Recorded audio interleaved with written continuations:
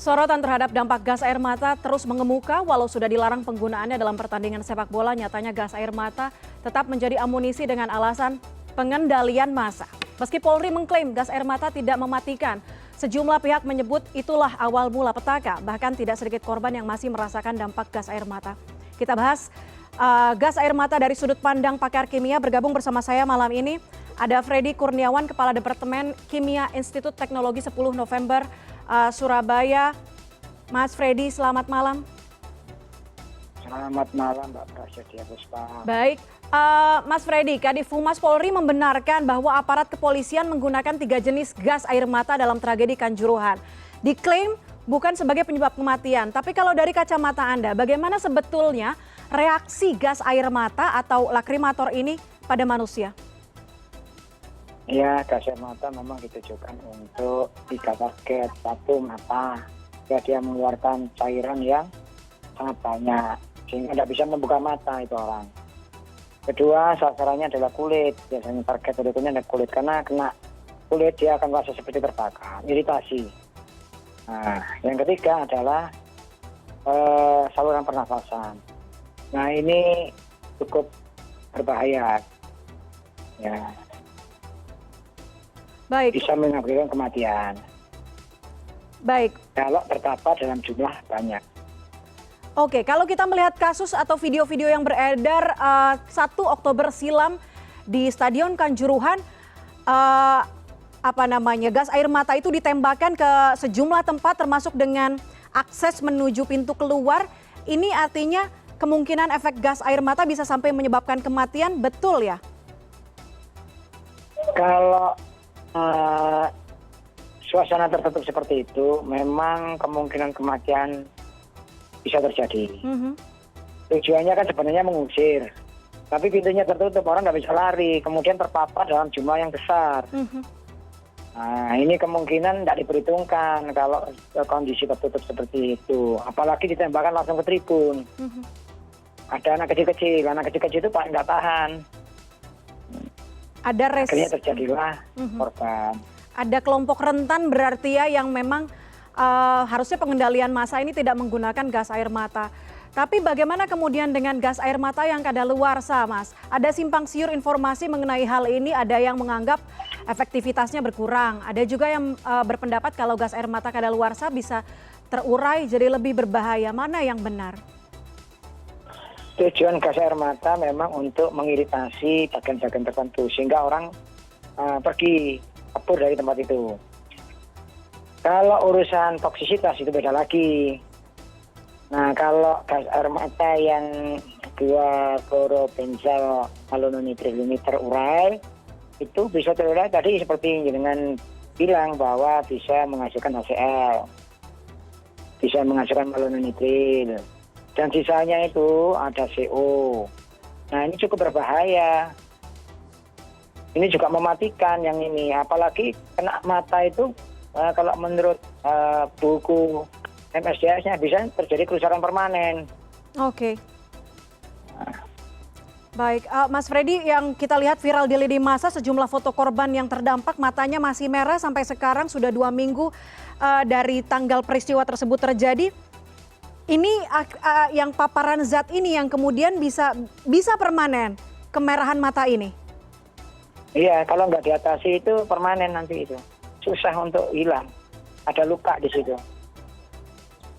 Baik, ada 3 jenis gas air mata, Mas, yang digunakan kepolisian untuk mengendalikan massa di Kanjuruhan. Kalau lihat catatannya, ada berwarna hijau bertuliskan 3738 mm smoke, tabung berwarna biru, klaster CS, dan kemasan tabung berwarna merah begitu bertuliskan powder kal 3738 mm. Standar konsentrasinya kalau kita lihat ini, apa ini memang biasa digunakan? Ya, kalau lihat beda itu kemungkinan diproduksi dengan tujuan berbeda. Nah, itu semuanya CS kalau nggak salah kodenya ya. CS itu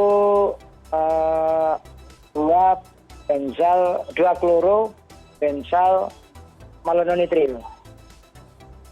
Nah, ini mungkin 3-tiganya itu diberi warna beda karena memang konsentrasinya beda. Saya nggak tahu pabrikannya kode itu harusnya ada keterangan ketika beli berapa konsentrasi, penggunaan bagaimana, itu perlu diperhatikan.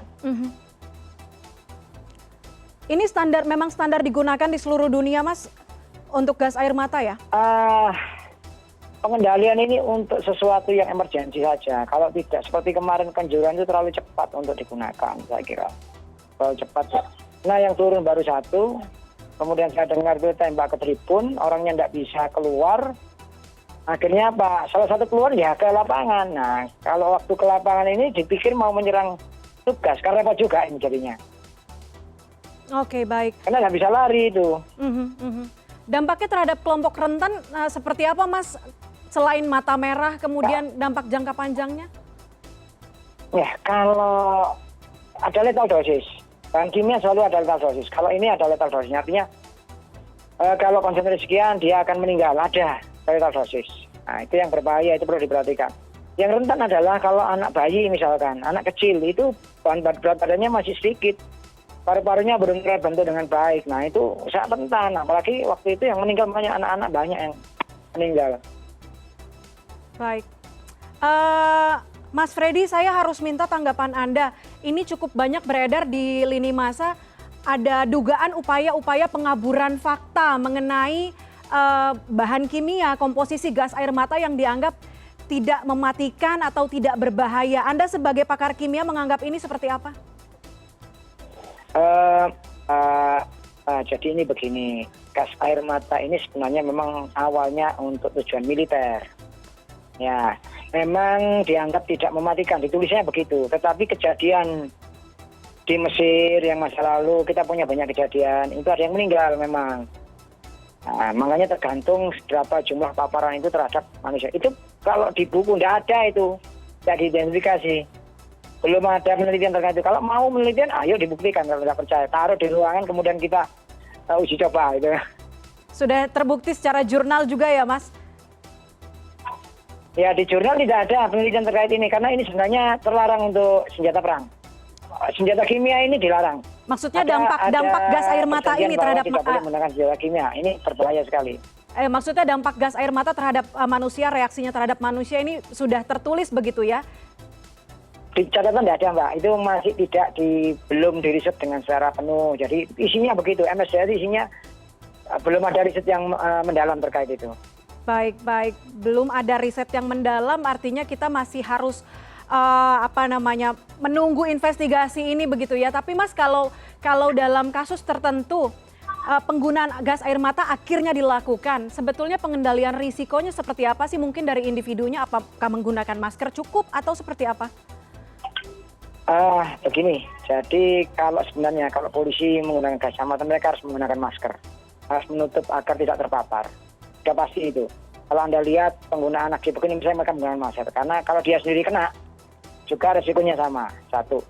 Kedua, polisi harus hati-hati menggunakan gas air mata ini. Harus tahu ruangan tertutup atau terbuka. Karena apa? Kalau ruangannya tutup, maka orang itu akan terpapar sangat banyak. Tapi tujuannya untuk mengusir bahaya, bukan untuk membunuh. Tapi kalau ini di ruangan tertutup, pasti mati. Kedua, kalau menggunakan ini di ruangan terbuka, tujuan untuk mengusir. Jadi begitu orang itu kena, dia harus pergi, kan bubar semua. Kalau sudah pergi ya sudah, jangan diteruskan. Gitu. Kalau sudah terkena, bagaimana bagi yang demonstran? Salah satu paling baik caranya adalah cepat dibilas dengan, kalau kena mata itu harus dibilas. Oke. Harus dibilas dengan air. Kena kulit harus dibilas dengan air juga. Di pernapasan kalau bisa diberi minum. Ada beberapa cara. Di MSDS itu cara untuk mengatasi senyawa ini. Tapi untuk yang paling bagus adalah dibawa ke ruangan yang bersih, kemudian biarkan air itu mengalir, karena itu membantu menghilangkan sisa-sisa yang jejak yang ada di yang terpapar tadi. Baik. Lihat video itu kan terpapar, dia langsung terus di situ. Nah, ini bahaya ini. Karena tidak bisa keluar ya. Jadi tidak bisa tadi mengendalikan resiko dari paparan gas air mata ini. Baik, terima kasih banyak Mas Freddy Kurniawan, Kepala Departemen Kimia ITS, atas analisisnya, atas informasinya. Terima kasih sudah bergabung bersama kami di CNN Indonesia Connected. Selamat malam. Selamat malam, Mbak Puspa.